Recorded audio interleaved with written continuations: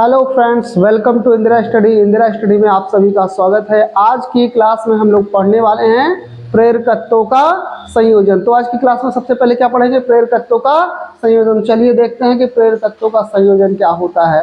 ठीक है, पहले ये जानते हैं कि प्रेरकत्वों का संयोजन कहते किसे हैं। ठीक है, दो या दो से अधिक प्रेरकों को, ठीक है, किसको?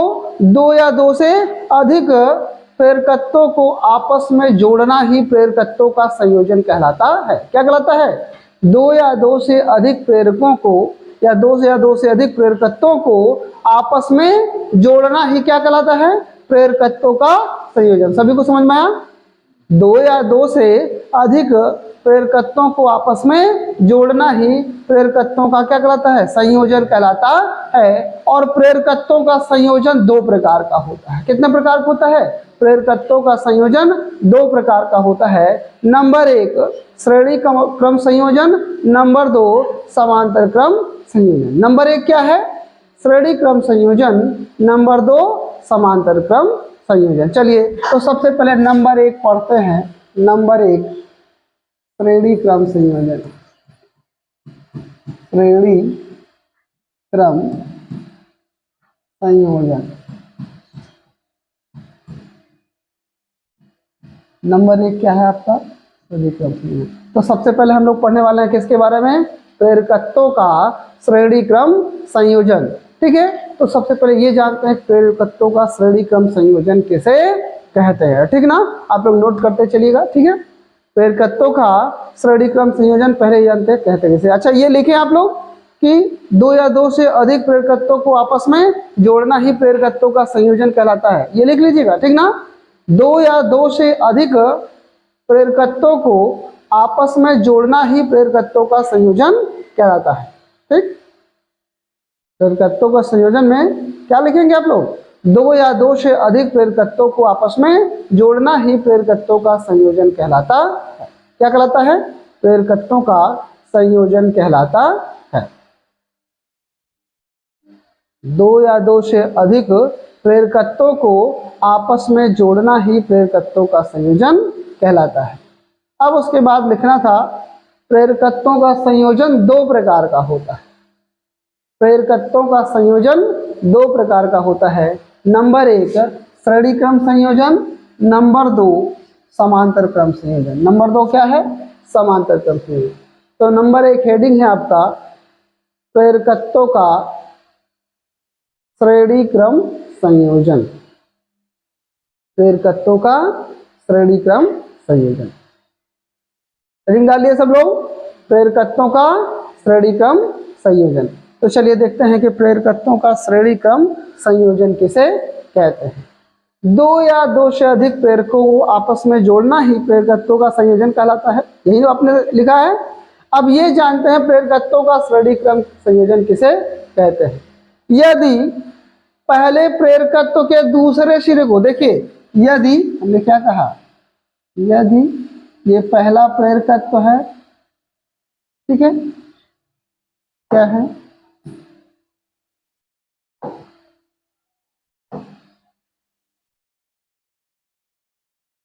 यदि देखिए ये पहला प्रेरकत्व है, ठीक है, ये पहला प्रेरकत्व है। पहले प्रेरकत्व के हमने किसको, किस सिरे को? दूसरे सिरे को दूसरे प्रेरकत्व के पहले सिरे से जोड़ दिया जाए ना। यदि पहले प्रेरकत्व के दूसरे सिरे को दूसरे प्रेरकत्व के पहले सिरे से जोड़ दिया जाए तथा दूसरे प्रेरकत्व के दूसरे सिरे को तीसरे प्रेरकत्व के पहले सिरे से जोड़ दिया जाए तो प्रेरकत्वों का इस प्रकार का संयोजन, प्रेरकत्वों का या प्रेरकों का इस प्रकार का संयोजन कौन सा संयोजन कहलाता है? श्रेणी क्रम संयोजन कहलाता है। प्रेरकत्वों का ऐसा संयोजन जिसमें पहले प्रेरकत्व के दूसरे सिरे को दूसरे प्रेरकत्व के पहले सिरे से, जिसमें पहले प्रेरकत्व के दूसरे सिरे को दूसरे प्रेरकत्व के पहले सिरे से जोड़ दिया जाए तथा दूसरे प्रेरकत्व के दूसरे सिरे को तीसरे प्रेरकत्व के पहले सिरे से जोड़ दिया जाए तो प्रेरकत्वों का इस प्रकार का संयोजन प्रेरकत्वों का श्रेणी क्रम संयोजन कहलाता है। कौन सा संयोजन कहलाता है? प्रेरकत्वों का श्रेणी क्रम संयोजन कहलाता है। कौन सा संयोजन कहलाता है? श्रेणी क्रम संयोजन कहलाता है। सभी को समझ में आया कि नहीं आया? बोलिए भाई, सभी को समझ में आया? ठीक है, चलिए। तो अच्छा देखिए, पहला सिरा दूसरा सिरा, आप जिधर से चलें, जरूरी नहीं कि सर हम आप इधर से करें, हम अगर इधर से चलें तब देखिए, इधर से चलेंगे, जब इधर से इस तरफ चलेंगे तो ये पहला प्रेरकत्व होगा L1 होगा, ये पहला प्रेरकत्व L1 होगा, और ये दूसरा L2, और ये तीसरा L3 ना। में प्रेरकत्व को L से परिभाषित किया गया था, बताया गया था। समझ में आ रहा कि नहीं आ रहा? तो ये पहला प्रेरकत्व होगा, ये दूसरा और ये तीसरा। तो जो सबसे पहले सिरा पड़ेगा वो पहला सिरा होगा, और जो सिरा बाद में पड़ेगा वो दूसरा सिरा। जब इधर से चलेंगे तो L1 का ये पहला सिरा पहले पड़ेगा और ये सिरा बाद में, तो ये L1 का क्या है? पहला सिरा, और ये दूसरा सिरा। अब L2 पे जब चलेंगे तो L2 का ये पहला सिरा और ये दूसरा सिरा। समझ पा रहे हो कि नहीं समझ पा रहे हो? समझ में आ रहा कि नहीं आ रहा? ठीक ना। तो हमने क्या कहा, यदि पहले प्रेरकत्व के दूसरे सिरे को दूसरे प्रेरकत्व के पहले सिरे से जोड़ दिया जाए, और दूसरे प्रेरकत्व के दूसरे सिरे को तीसरे प्रेरकत्व के पहले सिरे से जोड़ दिया जाए, तो इस प्रकार का संयोजन प्रेरकत्वों का श्रेणी क्रम संयोजन कहलाता है। प्रेरकत्वों का कौन सा क्रम संयोजन कहलाता है? श्रेणी क्रम संयोजन कहलाता है। कोई दिक्कत है इसमें? प्रेरकत्वों का कौन सा संयोजन कहलाता है? श्रेणी क्रम संयोजन। कोई दिक्कत है इसमें? बोलो भाई, समझ में आ रहा सबको? आगे चले फिर डेरिवेशन की तरफ चल रहे हैं। हाँ चले, प्रेरकत्वों का आपका श्रेणी क्रम संयोजन। मान लिया 3 प्रेरकत्व L1 L2 L3 किस क्रम में संयोजित है? श्रेणी क्रम में संयोजित है। किस क्रम में? श्रेणी क्रम में संयोजित। 3 प्रेरकत्व मतलब 3 कुंडलियां श्रेणी क्रम में संयोजित है। 3 क्या है? कुंडलियां श्रेणी क्रम में संयोजित हैं, जिनके प्रेरकत्व क्रमशः L1 L2 व L3 है, और इनसे होकर गुजरने वाला अगर चुंबकीय फ्लक्स क्या हो? Φ1 Φ2 Φ3 हो। क्या हो? Φ1 Φ2 Φ3। अच्छा, धारा की बात करें तो इसमें धारा कितनी प्रवाहित होगी? धारा की बात करें, मान ले अगर यहाँ धारा I बह रही है, कितनी धारा बह रही है? L1 में I बह रही, तो L2 में कितना बहेगी? L2 में कितनी धारा बहेगी? I बहेगी ना। जितनी धारा यहाँ से बहेगी उतनी धारा L2 में भी बहेगी, वही धारा L3 में। हमने बताया था आप सभी को, जैसे पाइप है, गांव में जब खेत की सिंचाई करते हो तो अलग अलग टुकड़े की पाइप लगा देते हो, इसके आगे एक अगली पाइप, इसके आगे एक अगली पाइप लगा देते हो ना। तो होता क्या है, पहले पाइप से जितना पानी जाता, भाई बाद वाली पाइप अगर पतली भी होती है या मोटी भी होती है पहले वाली से, तो क्या होता है, जितना पहले वाली पाइप से पानी बहता है, आगे चल के दूसरी पाइप से भी पानी उतने बहेगा, और तीसरी में से भी जितने टुकड़े आप लगाए हैं उसमें से पानी की धारा समान बहेगी। ठीक उसी प्रकार से है वैद्युत धारा की बात किया जाए अगर कुंडलियों में, तो पहली कुंडली से जितनी धारा प्रवाहित होगी दूसरी कुंडली से भी उतनी धारा बहेगी, और तीसरी कुंडली से भी उतनी ही धारा बहेगी। समझ में आ रहा ऋषभ? समझ में आ रहा सभी को? बताओ बेटा, सभी को समझ में आ रहा कि नहीं आ रहा? चले आगे फिर। अच्छा देखिए, तो ये था इनका डाटा। अब ये जानते हैं कि अगर इनसे होकर गुजरने वाले कुल चुंबकीय फ्लक्स की गणना करना है, इस संयोजन से होकर गुजरने वाला कुल चुंबकीय फ्लक्स फाई की गणना करना हो, किसकी गणना करना हो? फाई की। कुल चुंबकीय फ्लक्स, इन सभी कुंडलियों से होकर गुजरने वाला जो कुल चुंबकीय फ्लक्स होगा वो कितना होगा? अलग अलग कुंडलियों से होकर गुजरने वाले चुंबकीय फ्लक्स के योग के बराबर होगा कि नहीं होगा? भाई अलग अलग कुंडलियों से या अलग अलग प्रेरकत्वों से जितना चुंबकीय फ्लक्स है सबका योग के बराबर होगा कि नहीं होगा? अगर L1 का चुंबकीय फ्लक्स, L2 का चुंबकीय फ्लक्स और L3 का चुंबकीय फ्लक्स क्या कर लिया जाए?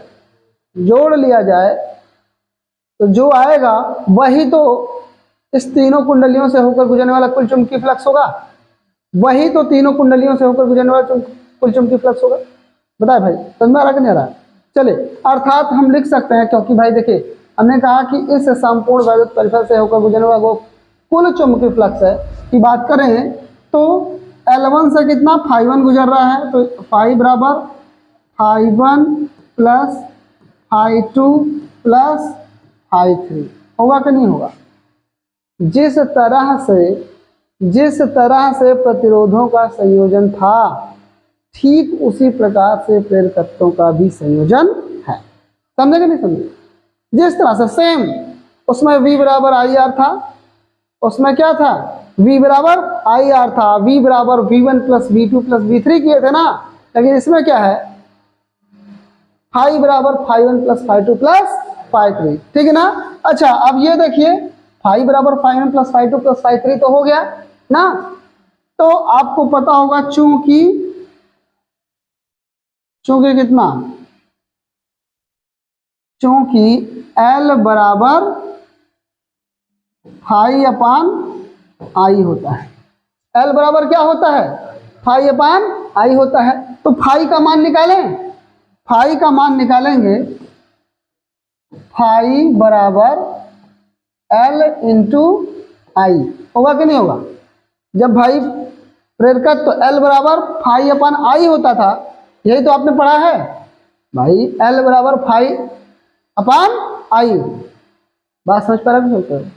तो फाई अपान आई, तो आई इधर भाग कर इधर जाएगा तो क्या करेगा, गुणा करेगा, तो फाई बराबर L इंटू आई हो जाएगा। ठीक उसी प्रकार फाई1 बराबर क्या होगा, L1 इंटू आई1, L1 इंटू कितना होगा, आई1 नहीं होगा भाई, आई होगा। क्या होगा, आई होगा, क्योंकि अभी हमने बताया कि धारा क्या होगी, सभी में समान बहेगी, सभी कुंडलियों में धारा क्या बहेगी, समान। प्रेरकत्व तो चेंज हो रहा है लेकिन धारा का मान चेंज नहीं हो रहा ना। तो फाई1 बराबर L1 इंटू आई, इसी तरह से फाई2 बराबर L2 इंटू आई, और फाई3 बराबर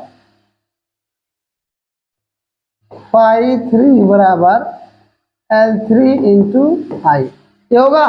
फाई3 बराबर कितना होगा, L3 इंटू आई, होगा कि नहीं होगा? फाई3 बराबर L3 इंटू आई3। अब इसी तरह से सबका मान रख दिया है। चलिए अगर ये नहीं दिख रहा है तो यहाँ ऊपर लिखते हैं फाई3 बराबर L3 इंटू आई, ऐसा होगा। अच्छा ये अगर इसको समीकरण नंबर 1 माना जाए तो समीकरण 1 नंबर में फाई1 फाई2 फाई3 का मान रख दिया जाए, कोई दिक्कत है? चलिए समीकरण 1 में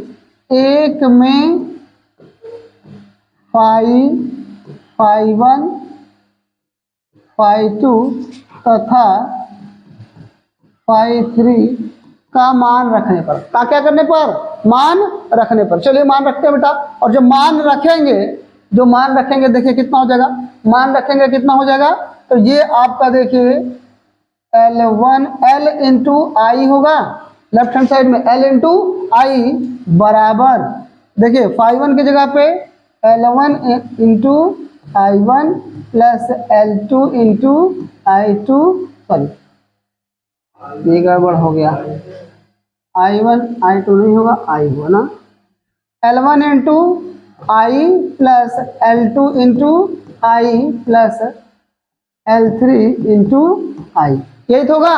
अब राइट साइड में देखिए, तीनों में से देखिए, राइट साइड में तीनों पदों में से आई कॉमन है, तीनों पदों में से क्या कॉमन है, आई कॉमन है, तो आई को कॉमन कर लेते हैं, तो L इंटू आई बराबर आई कॉमन करेंगे तो बचेगा L1 plus L2 plus L3 ना। तो आई से आई क्या हो जाएगा, डिवाइड हो जाएगा, आई से आई खत्म हो जाएगा, तो क्या बच जाएगा, L बराबर L1 plus L2 plus L3, ठीक है। ये तो आपका क्या है, श्रेणी क्रम संयोजन का सूत्र है। अर्थात अगर तीन प्रेरकत्वों को श्रेणी क्रम में संयोजित किया जाए तो जो उनका कुल प्रेरकत्व होता है तीनों के योग के बराबर होता है, अर्थात L बराबर L1 plus L2 plus L3। अगर तीन से अधिक किया जाए तो आप इसको कैसे कह सकते हैं, L बराबर L1 plus L2 plus L3 plus L4 plus so जितने पद तक होंगे, जितने होंगे सबका। समझ में आया कि नहीं आया, सभी को समझ में आया? तो चलिए फटाफट इसको आप लोग छाप लीजिए, ठीक ना। अच्छा प्रेरकत्वों का श्रेणी क्रम संयोजन किसे कहते हैं, ये लिखे आप लोग, नहीं लिखे ना?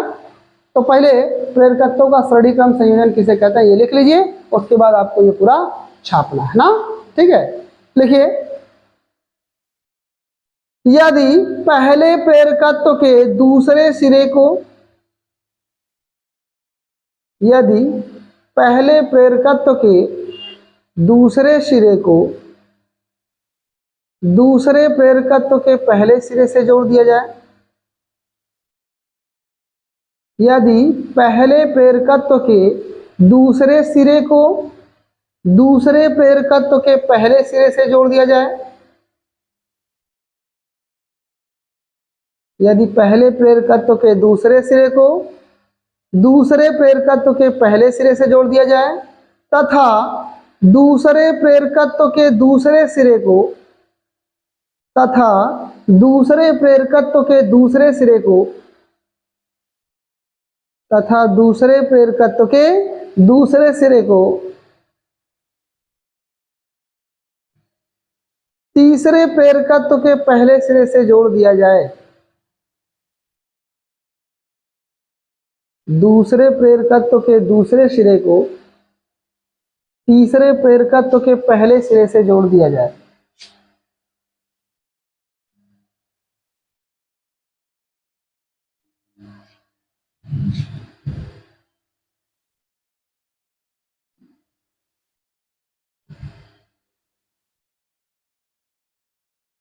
चल देखिए अभी पूरा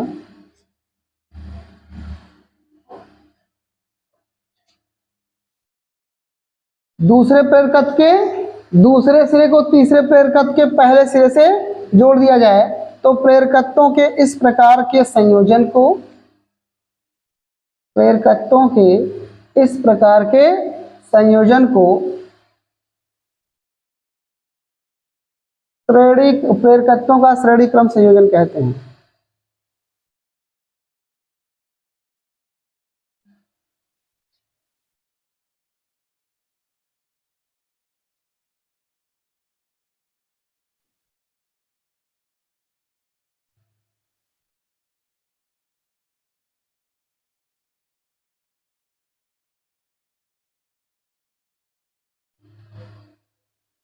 तो प्रेरकत्वों के इस प्रकार के संयोजन को प्रेरकत्वों का श्रेणी क्रम संयोजन कहते हैं, ठीक ना।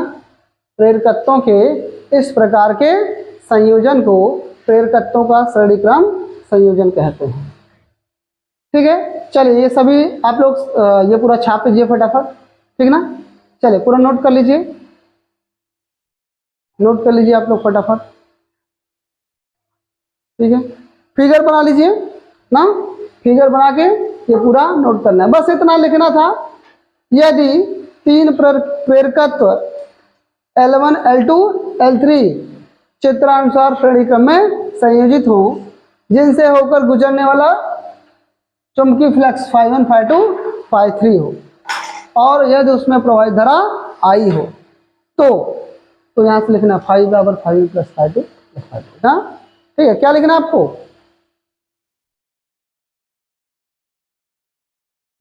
हमने क्या कहा, आपको इस तरह से लिखना है, ठीक है। यदि तीन प्रेरकत्व L1, L2, L3 श्रेणी क्रम में संयोजित हों जिनसे होकर गुजरने वाला चुंबकीय फ्लक्स Φ1, Φ2, Φ3 हो तथा परिपथ में प्रवाहित धारा I हो तब ये पूरा आपको छापते चलेगा, ठीक ना। चलिए